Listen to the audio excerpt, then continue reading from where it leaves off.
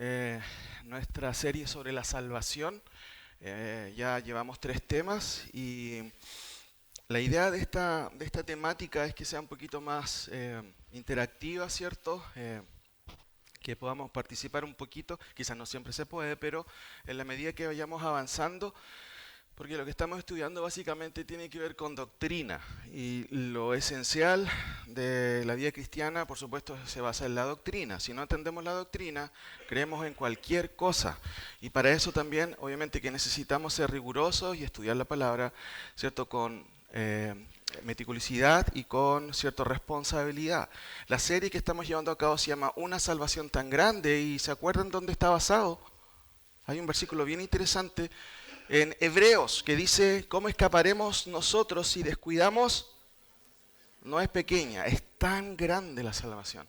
Pero también eso implica conocer qué es la salvación. Y hay muchos términos en el Nuevo Testamento que son súper, a veces difíciles de comprender, y lo hemos estado viendo: redención, justificación, adopción, regeneración, elección, predestinación. Todos esos términos son soteriológicos, o sea, pertenecen, ¿cierto?, a la doctrina de la salvación. Son términos tan antiguos que de hecho están aquí antes que usted naciera, porque esta versión Reina Valera, ¿cierto?, es del 1500 aproximadamente. Entonces, esa forma de expresar el lenguaje que tenemos en Reina Valera, ¿cierto?, es de esa época. Muy rico el lenguaje en ese sentido, porque el concepto, por ejemplo, de redención es una palabra pequeña, pero abarca tanto, hermanos, tanto, tanto. Entonces, la idea es que podamos nosotros entender en qué consiste esa salvación. Algunos resúmenes que quiero hacer. Recuerden que estamos dividiendo este estudio por medio de dividir todos estos conceptos de acuerdo a aspectos. Ya hemos visto dos, que es el primero que analizamos, que se encuentra en Romanos capítulo 8. Abran su Biblia ahí, que en cierto sentido estamos usando harto este texto. Romanos capítulo 8, 28, 29 y 30 puede ser también. Y saben que la epístola a los romanos es una epístola doctrinal.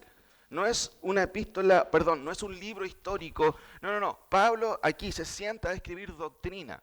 Y como tal, se sistematiza. El pensamiento de Pablo, el rico pensamiento teológico aquí se puede observar. Por eso que no es llegar y leer esto como un diario. Es importante, ¿cierto?, poner atención en cómo usa todas estas expresiones. La cita que se leyó al principio, miren, vamos a leerlo del 28 en adelante, 8, 28, 29 y 30.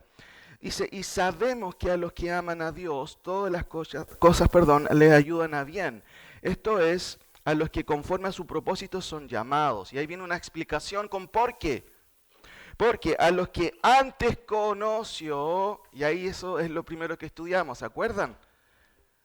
Eso tiene que ver con proginosco, ¿cierto? Con conocer de antemano. Pero ese conocer no tiene que ver en la Escritura con un conocimiento teórico. Tiene que ver con un conocimiento relacional. De ahí que surge el concepto y término de la dilección. ¿Y qué es la dilección? La dilección es esa inclinación del corazón de Dios por quienes eran objetos de su gracia y quienes no lo merecían. Eso hay que importante entenderlo.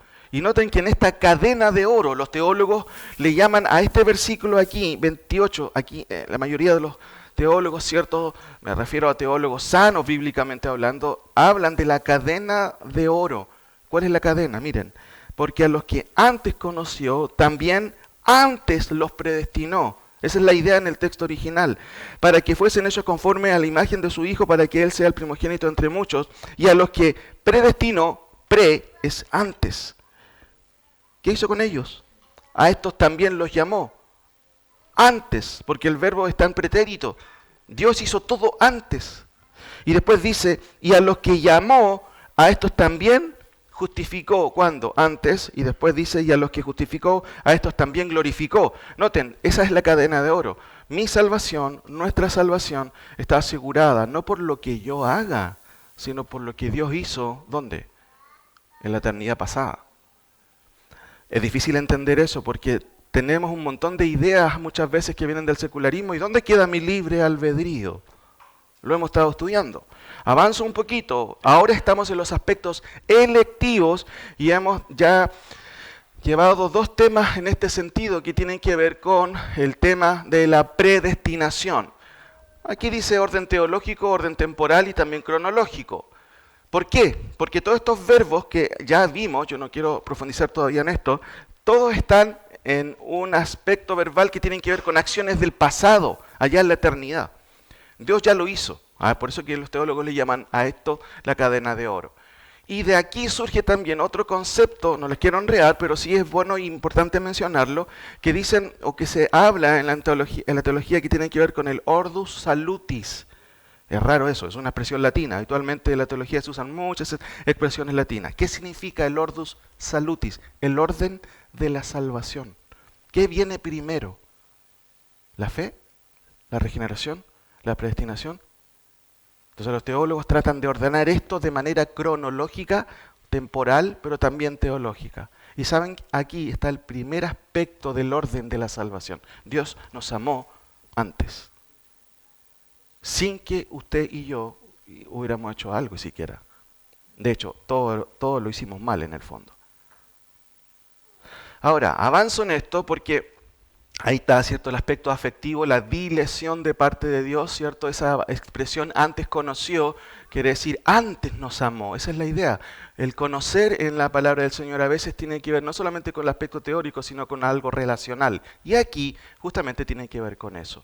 Predestinar ya es un aspecto electivo, porque ya Dios hace algo definitivo. No digo que no está haciendo algo definitivo, está haciendo algo ya concreto. Predestina. ¿Y qué significa predestinar en el sentido básico? Antes, destinar. O sea, fijar un destino con anticipación. Ahora, por supuesto que el cielo y el infierno son dos destinos en la Escritura. Y Dios ya estableció para los escogidos ese destino antes de la fundación del mundo. Eso dice Pablo en Efesios. También aprovecho de señalar que este tipo de doctrinas son muy cuestionables dentro del mundo evangélico en general. Porque ¿cómo es posible que Dios pase por encima de mi libre albedrío? Y en muchos lugares, ¿cierto? Especialmente de corrientes más quizás arminianas, yo acabo de mencionar una palabra que usted tiene que tener claro porque eso lo vimos en los primeros temas. ¿Se acuerda o no? ¿Ya? Pero lo vamos a dar por pasado. Pero generalmente en corrientes son iglesias más de ese tipo de corte teológico, como que se resiente o no se acepta este tipo de doctrina. Pero esto es todo lo que aparece en la Biblia, hermanos. No es algo inventado y vamos a verlo después. Ahora, ¿qué tan fuerte fue la caída? ¿Se acuerdan que estuvimos analizando esto? Que también hay interpretaciones de la caída de Adán.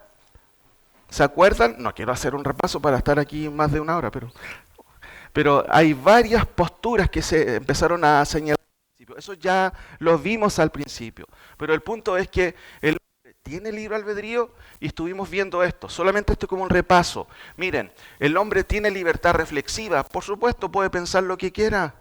Puede pensar en su mundo ideal, ¿cierto? Y ahí tenemos muchas posturas políticas de la sociedad. ¿Qué es una sociedad mejor? Ahí tienes el comunismo, ¿cierto? Ahí están las sociedades, el ejemplo empírico de eso siempre funciona bien. En el idealismo, cierto, utópico funciona súper bien, pero en la práctica es un desastre.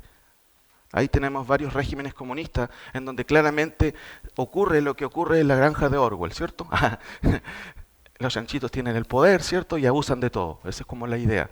En este caso, el hombre abusa en donde llega con esta filosofía. Pero lo mismo, uno podría decir, ¿qué pasa con Estados Unidos? Recuerden que Estados Unidos...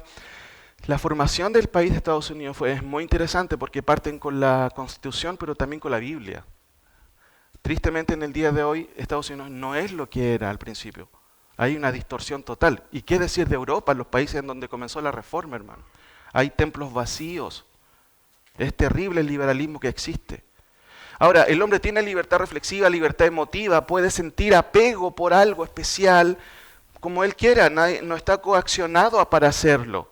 También tiene libertad de copercepción, la ética, que tiene que ver con qué es lo correcto, qué no es lo correcto. Él se inclina por ABC, cierta situación. También tiene libertad ejecutiva, porque no solamente algo teórico, si quiere hacerlo, lo hace. Y también tiene libertad volitiva, que es la voluntad.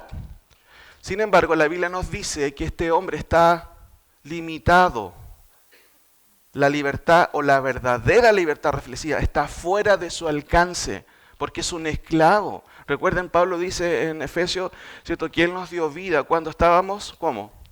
Muertos en delitos y pecados. Pero Pablo también dice que el hombre natural, en 1 Corintios capítulo 2, 14, el hombre natural no percibe las cosas que son del Espíritu. No quiere decir que no entienda la gramática de Juan 3:16. ¿Qué dice Juan 3:16?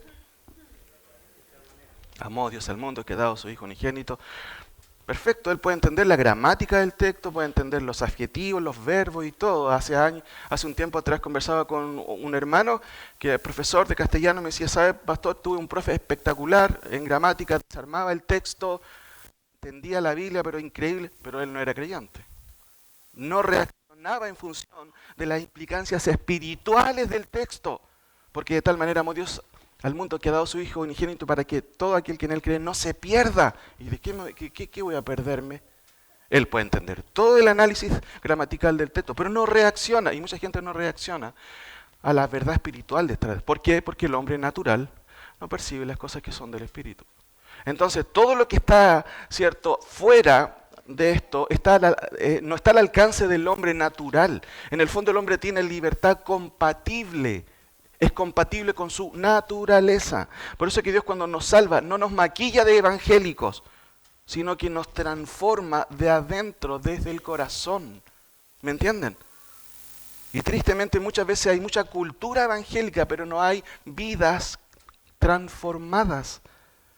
Y solo Dios puede hacer eso. Yo puedo cometer un error en la gente a decirle, ¿quieres aceptar a Cristo? Y lo hice en algún momento de mi vida, pensando en que esa era la forma. Quizás había una buena motivación en hacerlo. Pero con la experiencia, yo mismo viví esa experiencia de levantar mi mano, ¿cierto? O sea, no la levantar, en realidad que no había mucha valentía para hacerlo en público, pero sí, llegando a la casa muchas veces hacíamos eso. La artificialmente lo hacía 20 veces al año más o menos, yo creo, sí, más o menos, sí. Pero bueno, mi hermana.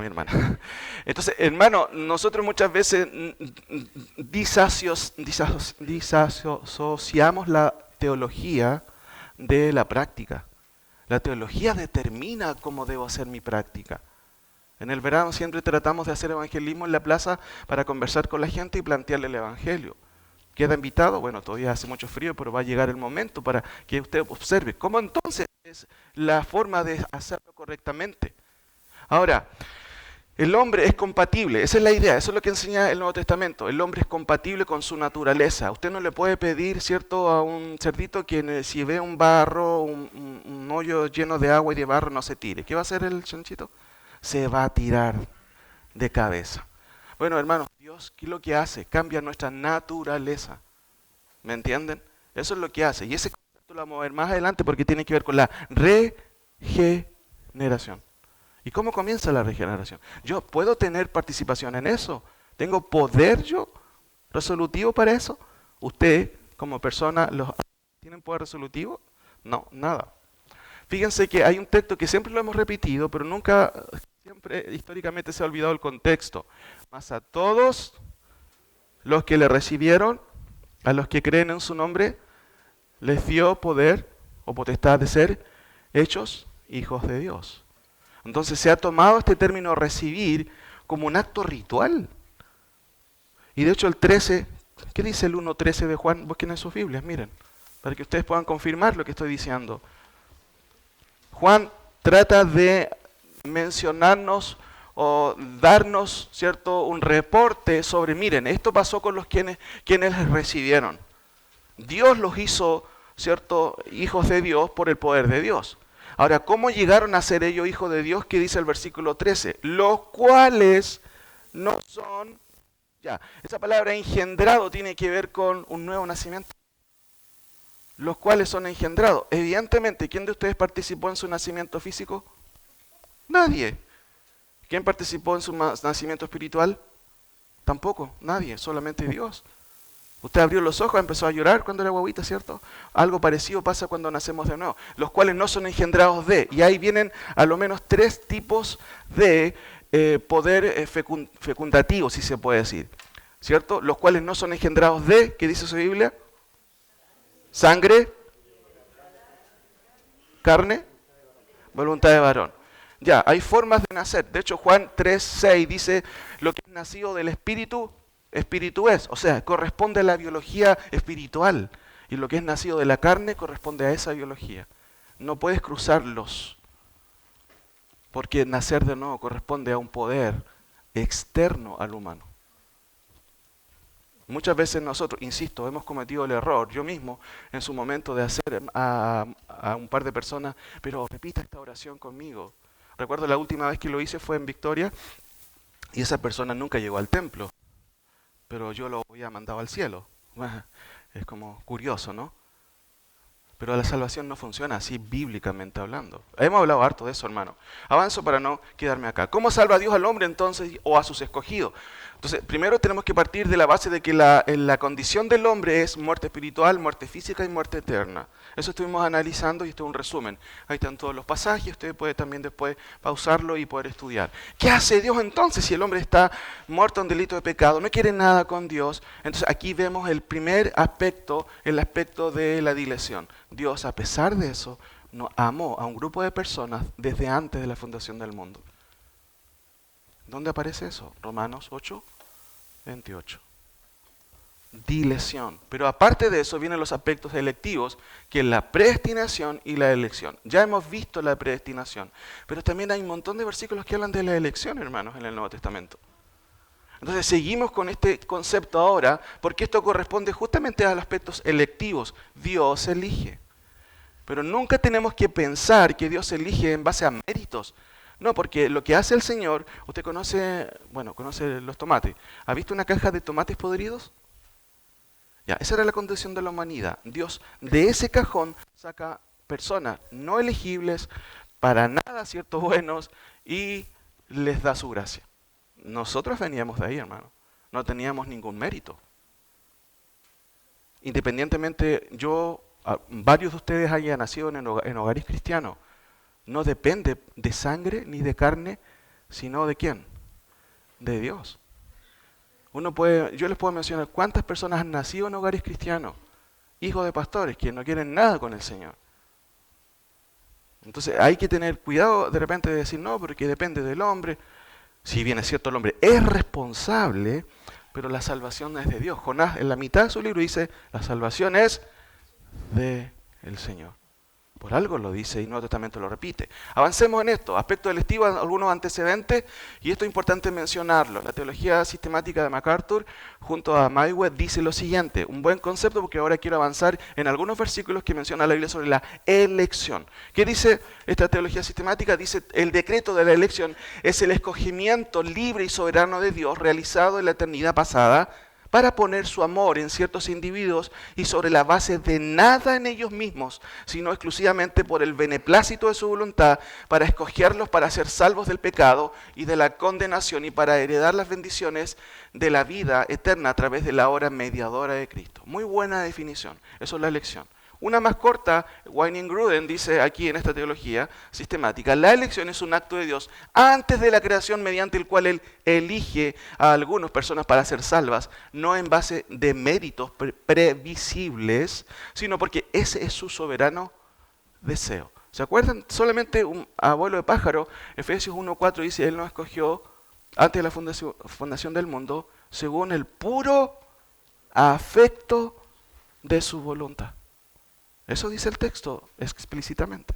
Avancemos un poquito entonces. Ya hemos visto algunas evidencias. Proorizo es el término que significa fijar un destino anticipado y sale en Romanos 8:28, el que acabamos de leer, ¿cierto?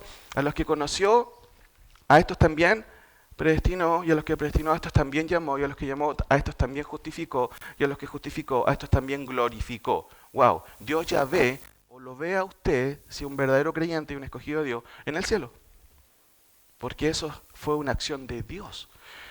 Ahora, la palabra prohizo, predestinar, aparece varias veces en la palabra. Aquí Dios predestina a personas no elegibles en Romanos 8:28. Yo quiero que me acompañen a esta cita, Hechos 4:27 y 28, por favor. Solamente un repaso rápido de las veces que aparece este término en el Nuevo Testamento y nos ayuda a entender un poco la perspectiva del término mismo. Este pasaje es muy, muy interesante. Ahí en Hechos capítulo 2, versículo 22, ¿cierto? En el capítulo 2 ocurre Pentecostés, el Espíritu Santo, ¿cierto? Viene a la iglesia, viene a los creyentes, ¿cierto? Y en el versículo 14 en adelante, Pedro empieza a hacer un discurso tremendo y específicamente se dirige a los israelitas, ¿cierto? Y en el 22 dice, varones israelitas, oíd estas palabras. Jesús Nazareno, varón aprobado por Dios entre vosotros con las maravillas, prodigios y señales que Dios hizo entre vosotros por medio de él, como vosotros mismos sabéis, a este entregado, y noten esta expresión, por el determinado consejo y anticipado conocimiento proripso de Dios. Chuta, se le escapó al Señor en la cruz de Cristo. ¿Cómo eligieron a Barrabás? Qué terrible. No, hermanos, estaba todo predestinado, dice el texto, por el determinado consejo y anticipado conocimiento de Dios. Pero noten aquí, hay un misterio bien profundo. Yo no quiero esta mañana dedicarme a este texto específicamente, pero la responsabilidad humana está puesta aquí, pero también la soberanía de parte de Dios. Dios es soberano aún sobre la maldad del hombre. La usa para sus propósitos. Noten el texto, se los leo de nuevo. A este Cristo, entregado por el determinado consejo, no fue el poder romano, aunque ellos fueron la causante, ¿cierto? Contextual, histórica, ¿cierto? Experimental, digámoslo así. Pero detrás estaba todo planeado. Dios estaba ahí, ¿cierto? Ya había determinado esto. Entregado por el determinado consejo y anticipado conocimiento de Dios, prendisteis y matasteis por manos de inicuos, crucificándoles. O sea, ustedes hicieron la voluntad de Dios sin que Dios sea el culpable de la maldad propia de los hombres. Proripso, ese es el término. Ahora noten aquí en Efesios 1:5. Vaya a Efesios 1, por favor. Efesios 1. Y solamente estoy haciendo un repaso para ir después a los versículos de la elección como tal, o como se mencionan en el Nuevo Testamento. Efesios 1, podemos leer del 3 en adelante. Aquí vemos claramente que Dios predestina a personas muertas y pecadoras. ¿Por qué? Por el contexto mismo. En el capítulo 2, Pablo va a empezar a decir, miren, esto estaba pasando con ustedes. Dios les dio vida cuando ustedes están, pero muertos en delitos y pecados, en los cuales anduviste en otro tiempo, siguiendo la corriente de este mundo, conforme al príncipe de la potestad. O sea, estaban esclavos. Y en la introducción de esta epístola tremenda de Pablo a los Efesios, él dice, bendito sea el Dios y Padre de nuestro Señor Jesucristo, que nos bendijo con toda bendición espiritual en los lugares celestiales en Cristo, según nos, noten, escogió. Dios escoge. Claramente, Dios elige, por supuesto. Y dice ahí, en Cristo, antes de la fundación del mundo, para que fuésemos santos y sin mancha delante de Él, en amor, habiéndonos, y ahí está otra vez el término, proripso, predestinado. Él fijó un destino con anterioridad. Y dice, para ser adoptados hijos suyos por medio de Jesucristo, según, y ahí está la razón de fondo, según el puro afecto de su voluntad. Ahora, en Efesios capítulo 11, noten, dice algo parecido. En él, asimismo, tuvimos herencia, habiendo sido predestinado. Uno puede no estar de acuerdo con la palabra predestinación, pero aparece por todos lados en la palabra del Señor. Ahora, avancemos un poquito más y vamos a otros términos que tienen que ver con la elección, hermanos. Noten este cuadro que les quiero mostrar. Vamos a ver 5 versículos, si no me equivoco, 6 versículos solamente en esta mañana. Y déjenme explicarle a grandes rasgos. Tenemos el concepto de predestinar que nos habla de los aspectos selectivos, porque Dios elige. Y la predestinación es parte de esa prerrogativa de elegir.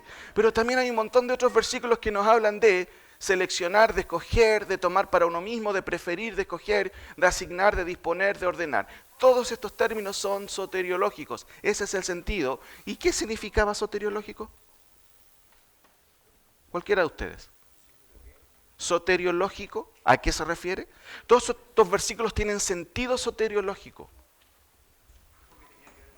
Tiene que ver con la salvación.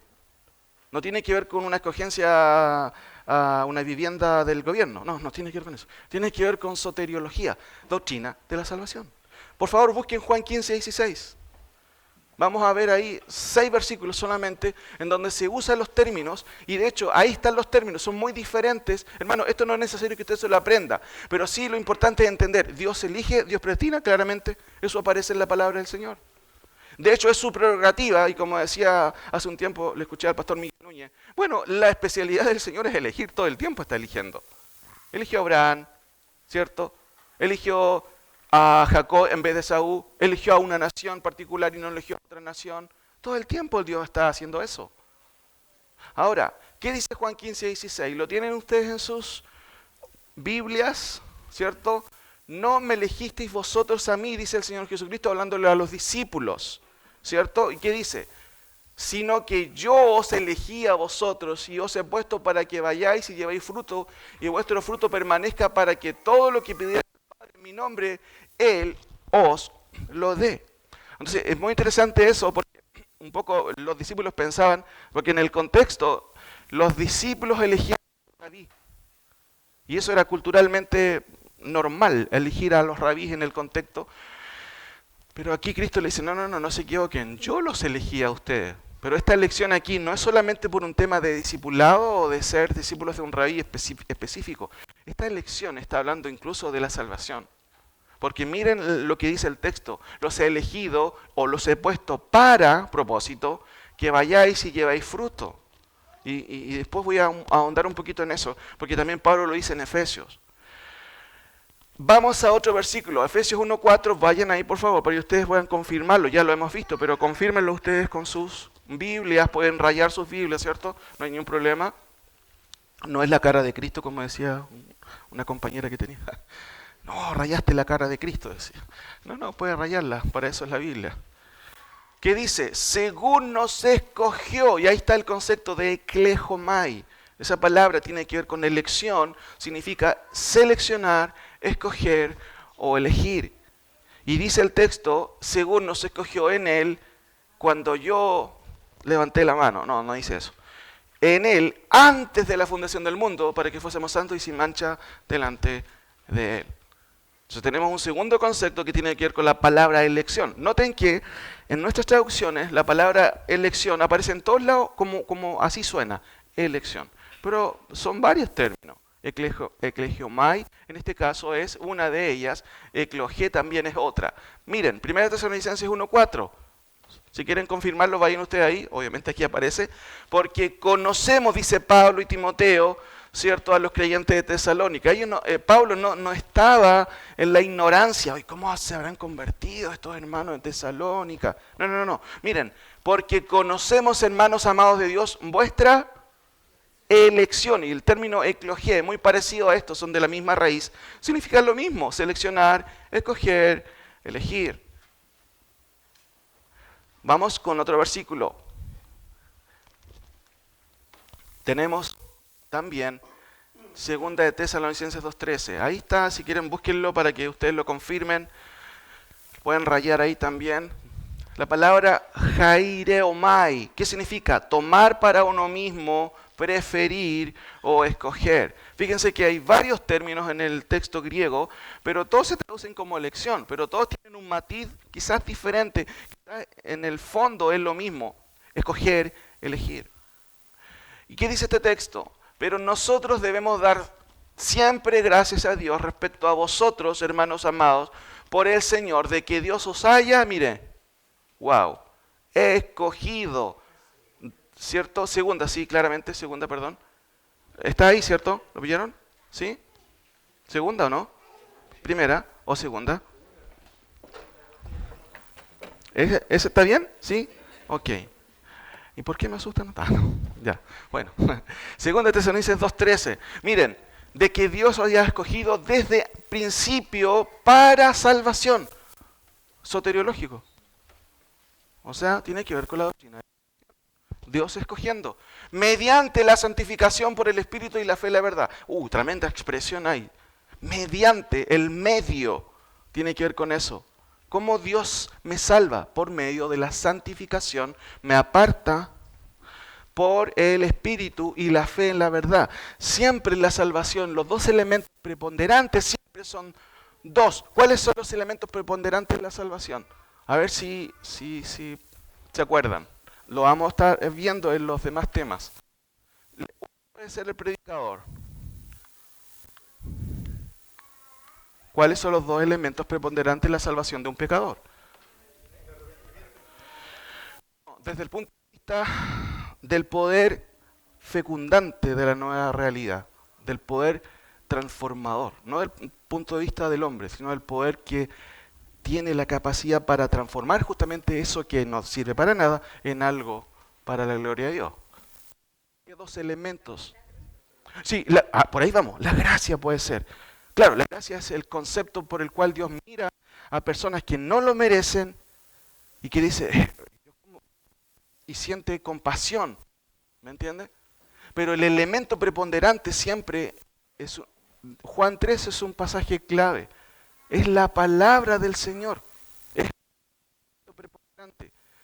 Santifícalos en tu verdad. ¿Tu palabra?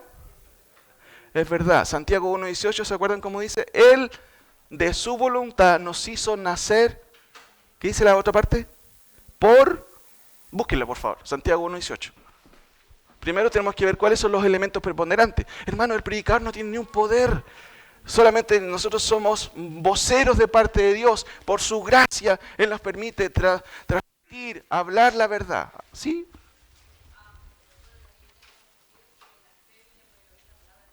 ¿Sí?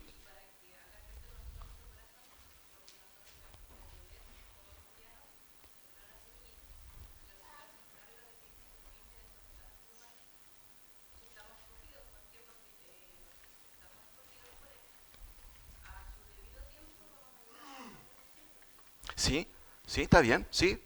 Buen análisis. Vamos a ver eso después en las próximas clases, porque tiene que ver con la fe. Y una buena pregunta sería, ¿quién te da la fe? ¿De dónde sacas la fe?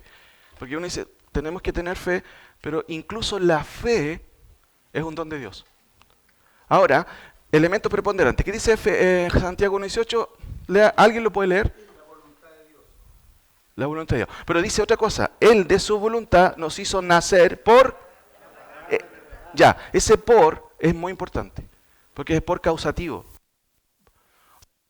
La palabra es elemental. Por eso es que cuando los predicadores nos paramos aquí, al menos en nuestra iglesia tratamos de que el texto sea explicado, el texto sea expuesto y sea, cierto, predicado. Porque yo no tengo poder de convencimiento. O sí puedo tenerlo un poquito, pero no tiene durabilidad. Solamente la palabra tiene poder.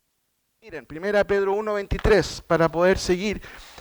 Un versículo más solamente para que entendamos. 1 Pedro 1:23.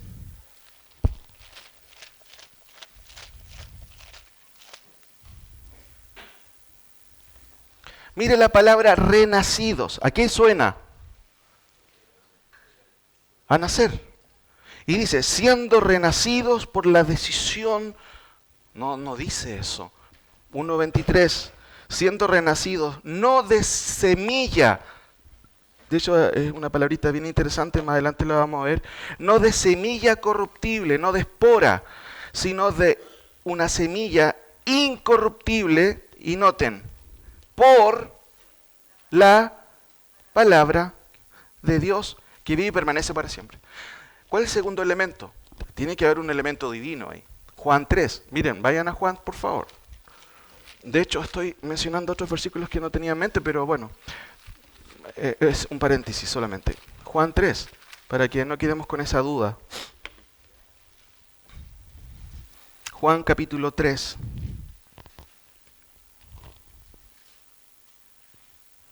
En el versículo 3:3 dice, respondió Jesús y le dijo, de cierto, eso significa literalmente amén, amén. ¿Me entiendes? Como, mira, te voy a contar una verdad, pero esta sí que es la verdad. De cierto te digo que el que no naciere de nuevo, no dice el que no es evangélico, no dice eso. Dice el que no naciere de nuevo. Tú puedes estar toda la vida en una iglesia y nunca experimentar el nuevo nacimiento. Y de hecho esa es la realidad triste en el mundo evangélico en general. Hay mucha gente que culturalmente es evangélico, pero nunca ha experimentado un nuevo nacimiento. Y hay una gran diferencia en eso. Después voy a explicar eso. De cierto os digo que el que no naciere de nuevo, entonces dice, no puede ver el reino de Dios. Pero después Jesús explica a Nicodemo, un judío que sabía la ley, pero al revés y al derecho, debía haber entendido pasajes como Ezequiel 37, Ezequiel 36, Jeremías 31, y Jesús le dice, ¿eres tu maestro y no sabes estas cosas? ¿Qué estabas haciendo en el templo?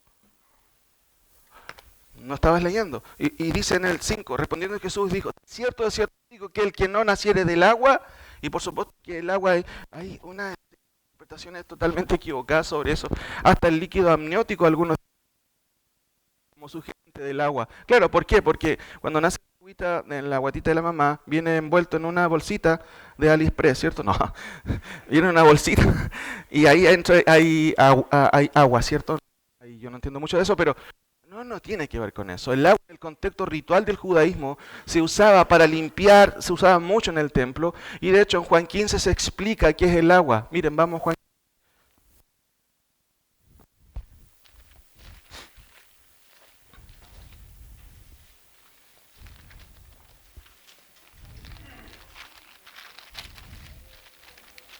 Jesús dice a sus discípulos, yo soy verdadera y mi Padre es el labrador. Todo pámpano que en mí no lleva fruto, lo quitará, y todo aquel que lleva fruto, lo limpiará para que lleve más fruto. Ya vosotros estáis limpios, y noten, ¿por qué están limpios? Por la palabra, dice, por la palabra que os es.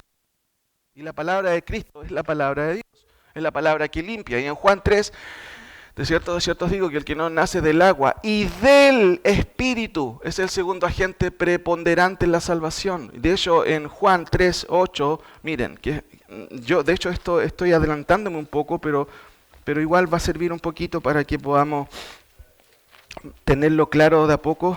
Juan 3, noten aquí en el versículo 9, Nicodemo está totalmente confundido. ¿Cómo puede hacerse eso? Yo no puedo nacer o meterme dentro del vientre de mi madre. ¿Cómo voy a nacer de nuevo? Obviamente está hablando en el sentido espiritual el Señor. Y en el versículo 5 dice, de cierto os digo que el que no naciere del agua y del Espíritu no puede entrar en el reino de Dios. 6, lo que es nacido de la carne, carne es. O sea, pertenece a lo que es la biología de la carne. Carne es. Hay formas en que Dios estableció leyes, ¿cierto?, que de una u otra manera no se pueden cambiar. ¿Cómo surge la nueva vida? Obviamente por la unión, ¿cierto?, ahí biológica de células, ¿cierto?, y todo lo que tiene que ver con la procreación. Pero dice lo que es nacido del Espíritu corresponde a esa área, a lo espiritual. Entonces no mezcles esas dos realidades. Después no te maravilles de que te dije que es necesario nacer de nuevo. Y no tenés el 8. El viento sopla donde quiere, oye su sonido, más no sabes a dónde viene ni a dónde va. 2 puntos. Así es todo aquel que es nacido del Espíritu. Después voy a explicar eso, pero ya lo he explicado de hecho.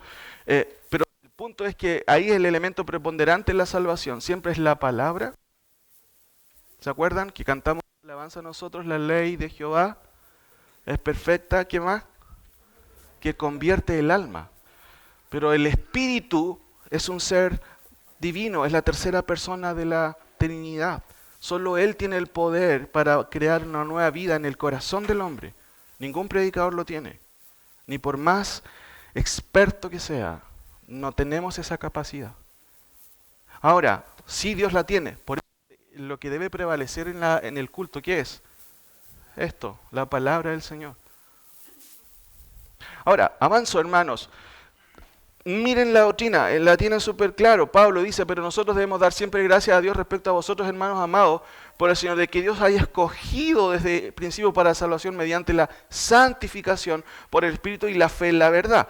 Obviamente que hay una explicación sobre lo que sucede después de la escogencia. Y finalmente tenemos Hechos 13, 46 y 48, que es un pasaje tremendo y precioso, y un golpe al ego del hombre, para de la teología arminiana o la teología del libre albedrío. El contexto dice entonces Pablo y Bernabé, hablando con denuedo, con autoridad, dijeron, a vosotros a la verdad era necesario que se os hablase, a los judíos, primero la palabra de Dios, más puesto que la desecháis y no os juzgáis dignos de la vida eterna, porque habían judíos incrédulos, como lo habían también personas piadosas, claramente, pero en este caso el contexto está hablando de judíos incrédulos. He aquí nos volvemos a los gentiles, porque así nos ha mandado el Señor diciendo, te he puesto, este es un versículo del Antiguo Testamento, y Pablo lo usa aplicando también al evangelismo que estaban haciendo ellos, o al contexto en el que estaba llevando a cabo la predicación de la palabra. Dice, te he puesto para luz de los gentiles,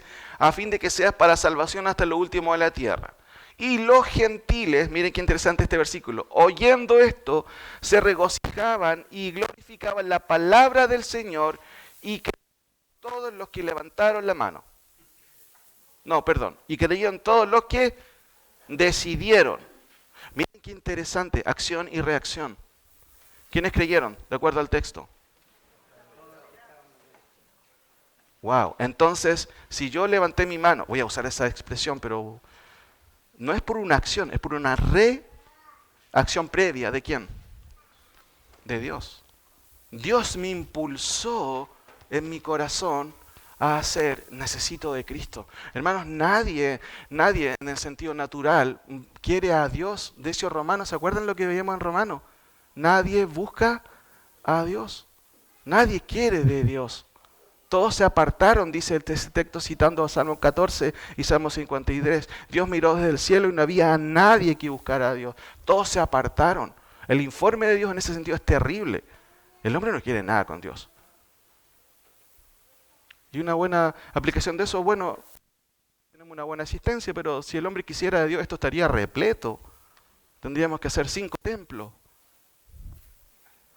De 5 pisos, no sé. Pero el mundo no quiere nada de Dios. Y usted está aquí, no porque usted sea mejor que otro, sino porque la gracia de Dios lo ha alcanzado. Nada más. Nada más. Entonces, ¿dónde queda la jactancia? No, yo soy súper. Yo elegí. Una vez me encontré con un profesor que me dijo eso. No, yo elegí. ¿Saben cómo se llamaba? Lo voy a dejar metido porque eso no se dice. Ya, pero avanzo. Miren, los gentiles oyendo esto se regocijaban y glorificaban al Señor, y creyeron todos los que estaban ordenados para vida eterna. ¡Wow! No creyeron todos, creyeron algunos que ya Dios los había destinado. Avanzo. Romanos 8:3. La palabra anterior es tazo, significa asignar, disponer, ordenar. Aquí, esa expresión, estaban todos ordenados, tazo. ¿Ya? Ahora, finalmente, Romanos 8:33. Vayan a Romanos 8:33. Romanos 8:33.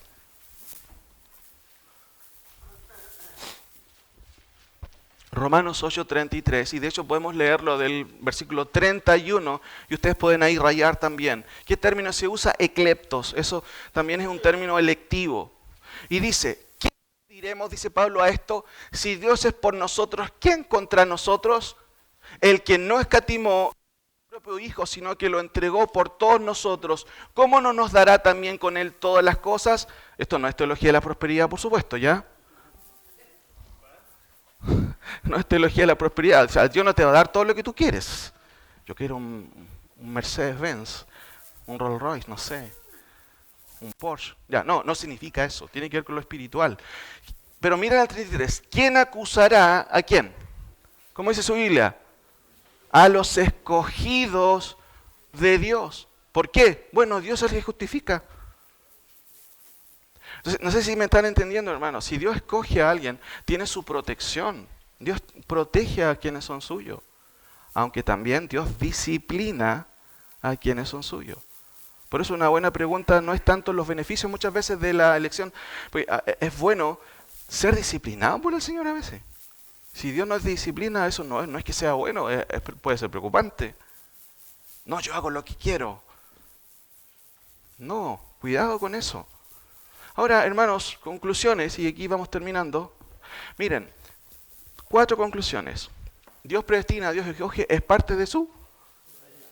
¿Alguien tiene un cuestionamiento aquí? ¿Los guardias están atrás o no? No están. Dios predestina, eso es propio de su voluntad, y la palabra lo dice claramente. Usted se puede encontrar, y esto es muy curioso y paradójico, con cristianos evangélicos, no de nuestro contexto seguramente, que cuestionan que Dios predestine. Pero eso está en la Biblia. Segundo, La predestinación como la elección divina no son frutos del calvinismo, sino ¿de dónde surgen? De la Escritura. Calvino obviamente propuso eso, excelente, porque refutó a los arminianos y a todos a quienes cuestionaban que Dios elegía. Pero hermanos, eso aparece en la Escritura.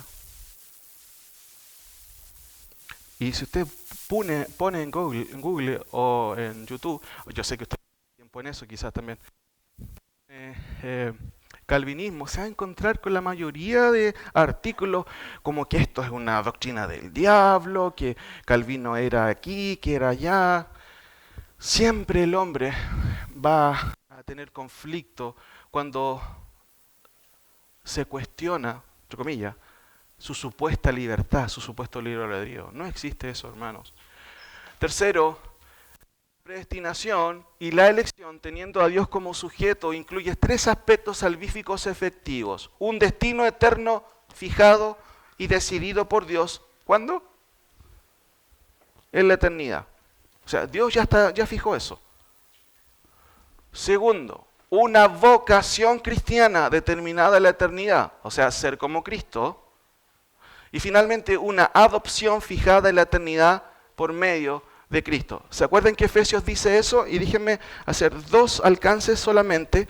Acompáñenme a Efesios 1, 5. Dice, en amor habiéndonos predestinado para ser adoptados. Así que nadie se sienta mal si adoptado. Todos somos adoptados, los creyentes, ¿cierto? Pero mire qué precioso esto. Hemos sido adoptados, dice, hijos suyos por medio de Jesucristo, según el puro afecto de su voluntad. O sea, Dios predestina, pero la aplicación concreta de eso es la adopción. Pero yo quiero subrayar el segundo punto. Miren, vaya a Romanos 8.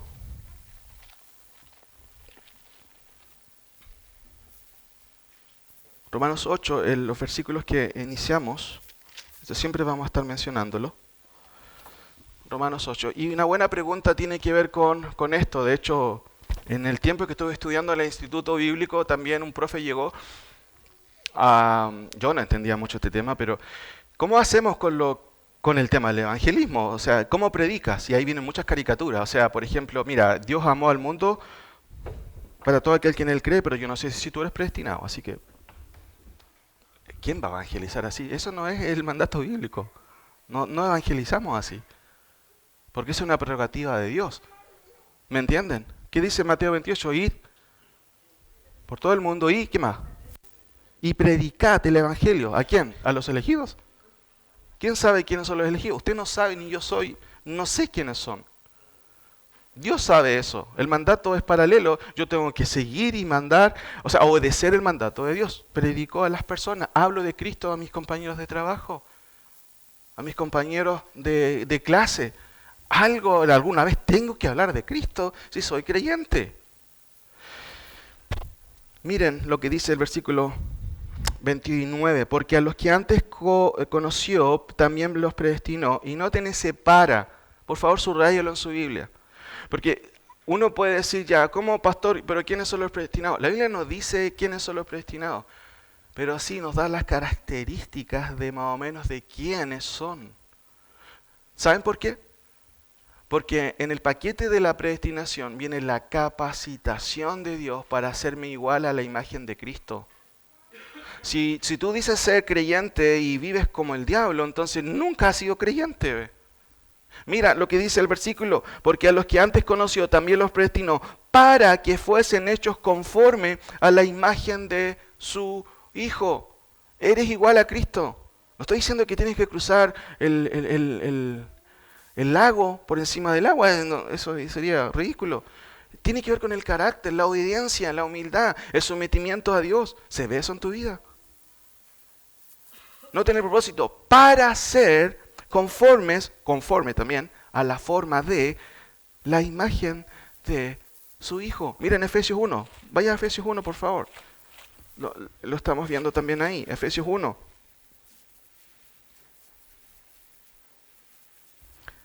Noten el 4. según nos escogió en Él antes de la fundación del mundo. Y miren, hay otra preposición de propósito. Para, subráyelo ahí con lápiz rojo. ¿Qué dice su Biblia? Para que fuésemos santos y sin mancha delante de Él.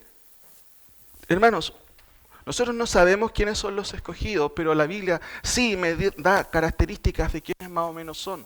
Una persona escogida, una persona que ha sido salvo, se va a diferenciar, va a buscar al Señor, va a buscar la santidad, va a querer entregar a Dios, ¿cierto?, todo de Él. Se va a evidenciar en su conducta, en su forma de hablar, incluso hasta en su forma de vestir. Porque la transformación que hace Dios es profunda e interna. No es un maquillaje. Las mujeres saben mucho de maquillaje, ¿cierto? ¿Cómo se ocultan las imperfecciones? Con el maquillaje. Por eso los hombres no necesitamos eso. No, mentira. Mentira. Pero hermanos, Dios no maquilla a personas y voy a maquillarte como evangélico. Apréndete estas canciones, cuando estés en el culto levanta la mano para que... No.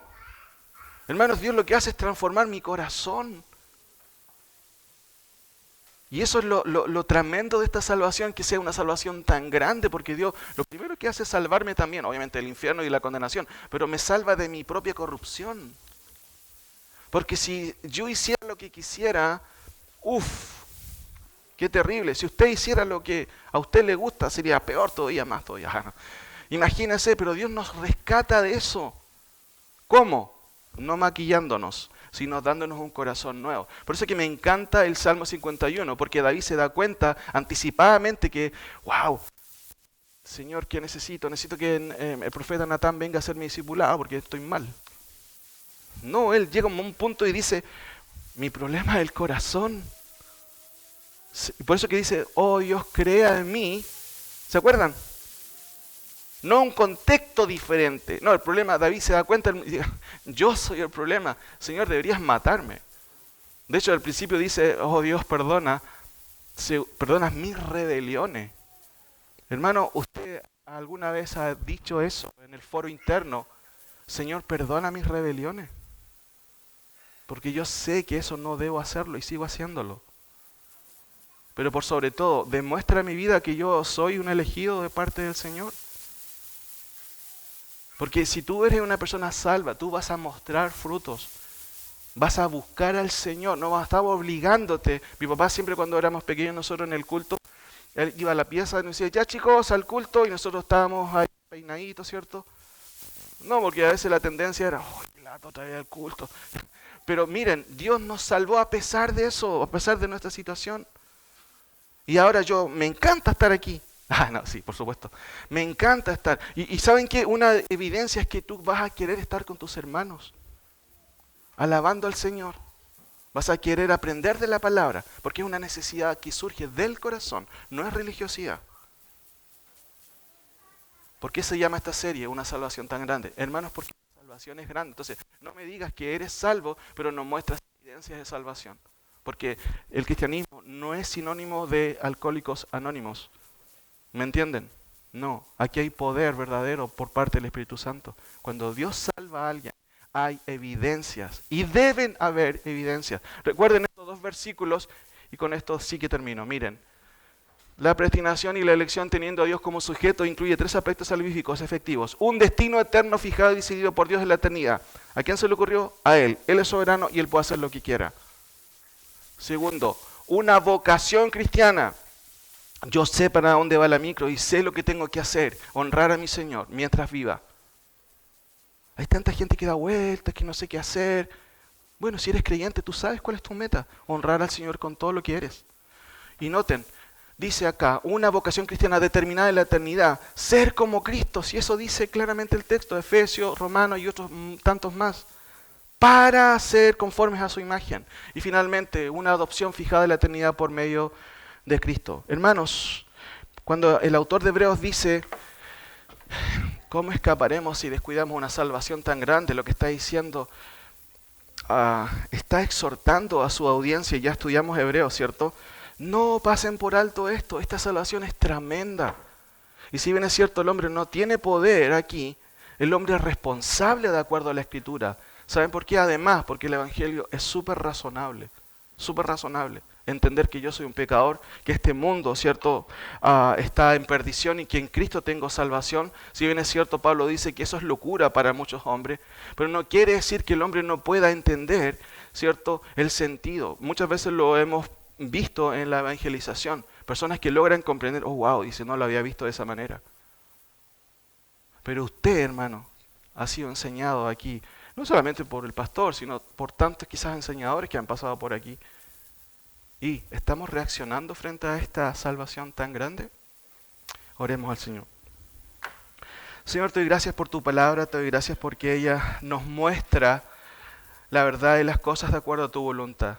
Padre, ayúdanos a entender la necesidad de poder escudriñar tu palabra, la necesidad de comprender en qué consiste la salvación, la necesidad de comprender qué significa ser creyentes. Soy un escogido de parte de Dios, pero por sobre todo, ¿mi vida refleja que soy un escogido de Dios?